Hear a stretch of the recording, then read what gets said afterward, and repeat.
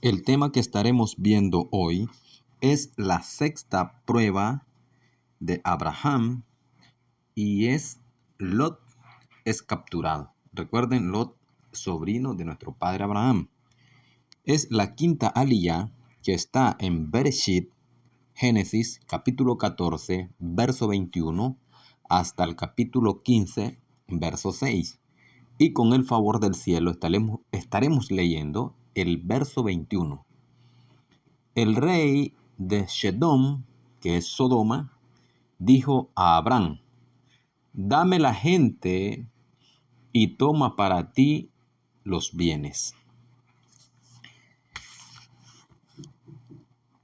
Un mensajero, el gigante Og, rey de Basán, llegó a la casa de Abraham con noticias dramáticas. Su sobrino Lot fue tomado prisionero por el rey Amrafel de Babel y sus aliados. ¿Cómo unen fuerza los Rashaim para aliarse contra el pueblo escogido de Elohim?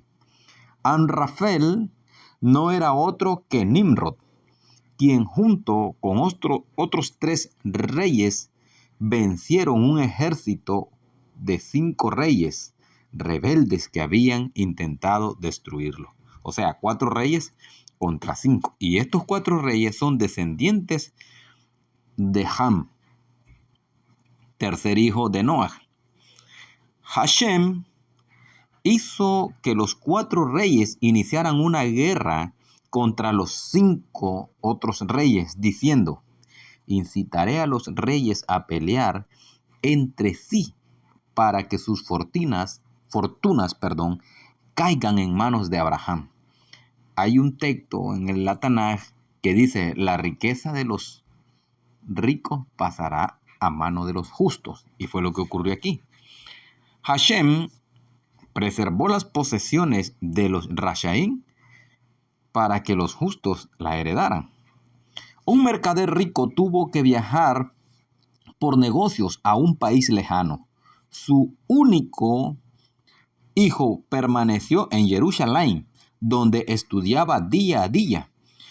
En el extranjero, el mercader enfermó y pensó que su vida terminaría pronto. Recostado sobre su lecho de muerte, estaba preocupado por el pensamiento que sus posesiones caerían en manos del esclavo que lo acompañaba y nunca llegarían a su hijo que estaba en Eretz Israel. Finalmente llamó a su esclavo y le ordenó: llama al escriba para que le dicte mi última voluntad y lo firme. Le dictó: por la presente declaro a mi esclavo como heredero de todo lo que poseo. Mi hijo heredará un solo objeto de los míos. Este quedará a su libre elección. Entienda el código que va aquí y cómo los sabios escriben enigmas, como lo vemos en el libro de Proverbios, pero que están codificados. Recuerde que la Torá fue dada a nuestro noble pueblo Israel. Radiante de alegría, aquel esclavo tomó el testamento y después de la muerte de su amo volvió a Jerusalén con toda la fortuna. Ahí le informó al hijo del fallecimiento de su padre y le mostró el testamento. Dolorido por la pérdida de su papá y por haber sido desheredado, el hijo fue a su rabino, su maestro de Torá, para contarle su desdicha, y el rebe escuchó y se sonrió. Tu padre era un hombre sabio, dijo el rebe. Se aseguró que sus posesiones no fueran robadas o perdidas por el esclavo. Se las dejó al esclavo porque sabía que las cuidaría. Mañana, cuando el esclavo presente el testamento ante el Beit Din es la casa de juicio, donde están los jueces, algo así como un juzgado, y éste reclame para sí todas las posesiones menos una. pon tu mano sobre su hombro, el hombro del esclavo, y dile, elijo a este esclavo de entre todas las posesiones de mi padre. Una vez que adquieras al esclavo, serás dueño de todo lo que él poseía. El joven siguió las indicaciones de su rebe y la corte judicial lo declaró heredero legal de todas las propiedades de su padre. De esta manera, Kadosh Baruj Hu hizo que los 4 reyes iniciaran una guerra contra los 5, para que todas sus posesiones quedaran en manos de Abraham. Entre las ciudades conquistadas estaban Shedom, cuyo rey había sido arrestado, su fortuna saqueada y sus habitantes llevados prisioneros. Así Lot, quien vivía en Shedom, que es Sodoma, fue uno de los prisioneros. El motivo por el cual Og, rey de Basán, le informó a Abraham acerca de la noticia era meramente egoísta. Pensó, conozco a Abraham, seguramente irá a la guerra para rescatar a Lot, morirá en la batalla, y yo, Og, una de las personas más fuertes y famosas sobre la tierra, tomaré a Sarai, su mujer, y será mi esposa. Cuando llegó Og, encontró a Abraham horneando matzó, porque era la noche de Pesaj. El gigante pretendió estar interesado en esta mitzvah y en querer convertirse a la fe de Abraham. Como consecuencia de la supuesta aceptación del gigante de la mitzvah, es que lo llamó Og, que significa torta de matzá. Og deriva de uga, que significa torta. La batalla de los 4 reyes contra 5 fue muy feroz, informó Og. Los 4 reyes mataron a todos los gigantes en Astarot. Yo soy el único que escapó. Og sabía perfectamente bien que el viejo enemigo de Abraham era Nimrod. Estabas más interesado en Abraham mismo que en Lot. En realidad, los reyes enemigos, cuando capturaron a Lot, anunciaron, empezamos con Lot y terminamos con Abraham. Vea cómo piensan los terroristas. Comienzan con algo aparentemente de menos y van hasta más. Abraham sabía perfectamente que él sería el blanco preferido para las flechas de sus enemigos. Sin embargo, no dudó en ir al rescate de Lot. ¿Por qué Abraham consideró que era correcto liberar a Lot? ¿Acaso no se había apartado de Lot porque no tenía méritos? Si bien Lot no merecía su ayuda, Abraham vio en él al antepasado de su mujer justa, Ruth, la moabita, madre de la dinastía de David y el futuro Mashiach. Por ello, Lot mereció su ayuda. Interesante ese dato. Cuando Abraham quiso movilizar a sus discípulos a la guerra, ellos se resistieron. ¿Cómo esperas ganar una batalla contra 4 reyes poderosos que vencieron a un ejército de 5? Preguntaron indecisos. Si fuera necesario, Abraham contestó, sacrificaré mi vida por la santificación de Hashem, Kadosh Baruj Hu. Existe un mayor Kiddush, a esto se le conoce como Kiddush Hashem, que liberar una víctima de las manos de sus opresores. Abraham enseñó a sus talmidim, discípulos, que la gran mitzvah, salvar vidas humanas, y les ofreció el oro y la plata a cambio de que lo acompañaran a la batalla. les dijo, como dice la Torá, aquel que teme estar cometiendo un pecado, que no participe de la batalla y vuelva a su casa. Todos los seguidores de Abraham lo abandonaron, salvo su gran discípulo Eliezer. Dijo Hashem, le daré a Eliezer la fortaleza de las 318 personas que quedaron atrás. El valor numérico de ese nombre, Eliezer, es 318. Y eso puede ser reducido a más. 3, 1, 8 es igual a 12. Que su mérito era equivalente al de todos los méritos de los demás combinados. Abraham y Eliezer persiguieron al enemigo al caer la noche, mientras que Abner, Escol y Mamre lo ayudaron cuidando de sus pertenencias. Abraham milagrosamente dio gigantes pasos y enseguida estuvieron en Dan, la frontera del norte, en Eretz Israel. Fue allí donde Abraham se sintió debilitado porque uno de sus descendientes, el rey Jeroboam, colocaría ídolos en ese lugar. La noche de la persecución fue la noche de Pesaj. Hashem dijo en la primera mitad de la noche hasta la medianoche, Abraham se esforzó por mi honor, dispuesto a sacrificar su vida. A cambio, reservaré la segunda mitad de esa misma noche, la noche de Pesaj, para hacer milagros para sus descendientes en Misraim. Vea cuánta riqueza hay acá. Ahora, ir a preservar la vida, poner su vida y no hacer, aunque no haya sido instituido Pesaj en ese tiempo.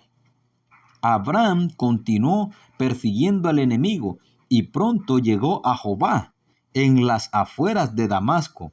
Allí peleó contra 4 reyes y Hashem, Kadosh Baruj Hu, lo ayudó en forma sobrenatural. Cuando Abraham levantaba tierra para tirárselas al enemigo, se convertían en arcos y flechas. Pero cuando Amrafel disparaba, las flechas se hacían polvo. El Elohim de Israel sigue respaldando a su pueblo, sigue haciendo milagros a favor de su pueblo por su gran nombre y su gran misericordia. El Tzadik Nahum Is Gamzu, fue llamado así porque era famoso por su lema: es todo para bien. Cualquier cosa que pasara, aunque así aparentemente fuera malo, este Tzadik Nahum Is Gamzu decía todo es para bien. Sin importarle qué penurias le tocaban vivir, estaba convencido en su creencia que ningún mal proviene del cielo y que todo lo que ocurra a una persona es para bien. Una vez los Yehudim de Eretz Israel querían mandar un regalo al emperador romano. Buscaron a un emisario y decidieron enviamos a Nahum, quien es un tzadik de semejante talla, que milagros se producen para él. Un cofre de piedras preciosas y perlas fue confiado a Nahum y él partió hacia Roma. En el camino se alojó en un hotel durante la noche. El posadero abrió el cofre de Nahum cuando descubrió que era un cofre lleno de piedras preciosas. Entonces lo robó todo lo que había en el cofre y lo reemplazó por tierras. Nahum revisó el cofre al día siguiente y lo encontró lleno de tierras en lugar de los diamantes. Pero no estaba perturbado por ellos. Como siempre, simplemente dijo, todo es para bien. Imagínense. La Gemara en Nedarim 32 cita 2 opiniones. La primera es que Abraham reclutó 318 hombres para la guerra y en realidad es criticado por nuestros sabios por haberle distraído de los estudios de la Torá a causa de un asunto de guerra. Según la segunda opinión, Eliezer fue el único que lo acompañó a la guerra. La última perspectiva viene del Midrash Tanhumá. Entonces, cuando hay alerta de guerra en nuestro noble pueblo, hasta los rabinos se ponen su traje de militar. Su precioso contenido en el cofre fue robado. Cuando el emperador abrió el cofre y encontró tierra en él se enfureció y proclamó: todos los judíos serán exterminados por burlarse de mí. El mensajero que trajo este polvo quedará sentenciado a morir. Es para bien, dijo Nahum, sin perder su compostura. El profeta Eliyahu apareció como uno de los ministros y le sugirió al emperador: quizá los judíos le han enviado la tierra de su patriarca Abraham. Se sabe que esta tierra hace milagros. Cuando Abraham la levantó y se la lanzó a los 4 reyes poderosos, se convirtió en flechas letales. En aquel momento el emperador estaba en guerra con otros países al que no podía vencer y decidió probar la tierra con sus enemigos. La lanzó y ¡oh, sorpresa! La tierra se transformó en armas mortales, provocando el caos en el campo de sus enemigos. El rey estaba muy impresionado. ¡Libertad a este distinguido emisario de los judíos!, ordenó el rey. Llena el cofre con diamantes y mándalo de regreso con él. Nahum volvió a Eretz Israel y en el camino volvió a pasar por la posada donde se había alojado. Curioso, el posadero le preguntó qué clase de recepción había recibido del emperador romano. Nahum le relató el milagro. Lleno de alegría, el posadero llenó otro cofre con la misma tierra y se lo presentó al rey. ¿Qué me traes?, preguntó el rey. Tierra milagrosa que se transforma en flechas, anunció el posadero. El rey estaba satisfecho y se la llevó a la guerra, pero para el posadero no hubo milagro. La tierra permaneció como simple tierra. Cayó sin lastimar siquiera una mosca. El rey ordenó ejecutar al posadero. Esta historia nos enseña acerca del gran mérito de nuestros patriarcas que perdura por generaciones posteriores.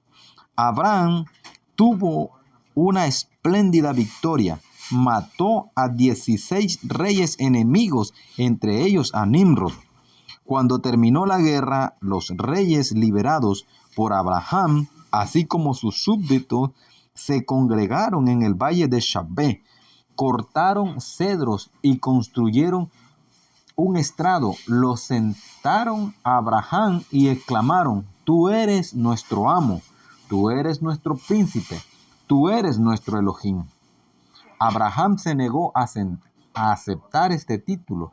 El mundo tiene un rey y el mundo tiene un Eloa, contestó firmemente. Justo lo que le sucedió a 2 discípulos de nuestro Rabbi Yeshua, a Barnabá y al rabino Shaul de Tarso, en la zona de Asia. Un talmid de Yeshua, un Ben Elohim, no va a aceptar ese título, solo le cabe al Elohim de Israel, a Hashem Kadosh Baruj Hu. El rey de Sedom caminó hacia Abraham para saludarlo y rendirle honores. Le había ocurrido un milagro gracias a Abraham. Después de haber perdido la batalla contra los 4 reyes, los reyes de Sedom y de Amora escaparon juntos. La zona estaba llena de pozos de fango y los 2 reyes cayeron de una de ellas. Generalmente, cualquier persona que cae en uno de estos pozos y se hunde en el fango queda atrapado y no puede salvarse. pero ocurrió un milagro y el rey de Sedom escapó con vida. Este milagro ocurrió únicamente en honor a Abraham, pues hubo quien no creyó que Abraham salió ileso de la hoguera de Nimrod cuando vieron que el rey de Sedom emergió de la fosa del fango con vida. Reconocieron retroactivamente el milagro que le había sucedido a Abraham. Devuélveme los cautivos, dijo el rey de Sodom a Abraham. El botín es todo tuyo.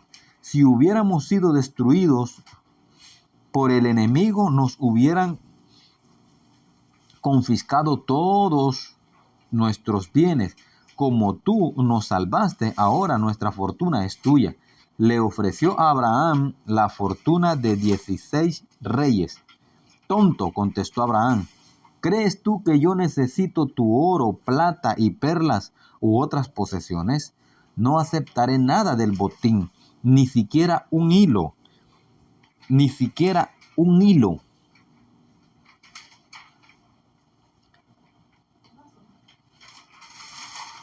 Ni un cordón de zapato, para que después no digas, yo enriquecí a Abraham. Entreguen a Aner, Escol y Mamre lo que merecen por haber custodiado nuestras pertenencias. Hashem le dijo a Abraham, como tú negaste aceptar siquiera un hilo, tus descendientes serán compensados con los hilos de los Tzitziot. Como tú negaste aceptar siquiera un cordón del zapato, tus descendencia podrá cumplir con la misma de Halitzá, que se realiza con un zapato, como dice Devarim 25:9, y descalzarás un zapato de sus pies. Al no aceptar el botín, Abraham santificó el nombre de Hashem en el mundo. Demostró que no fue él quien salió victorioso, sino Hashem, quien había conducido a la guerra. Mas aún las naciones no pudieron decir más tarde, Abraham fue a la batalla para obtener riqueza. El rey le dijo a su hijo, nuestro país está plagado de una banda de ladrones de caminos. Ve al país, mátalos a todos, pero no les quites sus riquezas, sino la gente va a pensar que lo hice matar para obtener sus fortunas, más que para hacer justicia. Cuando el príncipe volvió, después de haber matado a los bandidos sin la más pequeña de sus posesiones, el rey exclamó, ya que te abstuviste de tomar ninguna de las posesiones, a cambio te recompensaré con oro, plata y perlas de mi tesoro. De esta misma forma, Hashem recompensó a Abraham por no haber aceptado el botín ofrecido por el rey de Sedom. Abraham devolvió al rey de Sedom lo que le pertenecía y liberó a los hombres y mujeres capturados, entre ellos a Lot. Sin embargo, no devolvió a los niños. Abraham llevó a los niños sedomitas a su casa y les enseñó a servir a Hashem con la esperanza de que los niños que aún no habían sido corrompidos saldrían buenos una vez separados de la mala influencia de Sedom. Abraham tuvo éxito. Todos estos niños luego reconocieron su fe en Hashem y fueron seguidores de Abraham.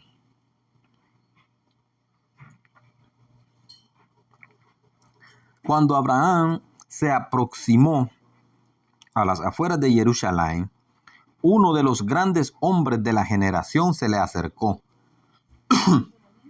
Su nombre era Shem, el hijo de Noah, conocido con el título de Melquisedec, quien ofrecía sacrificios a Hashem y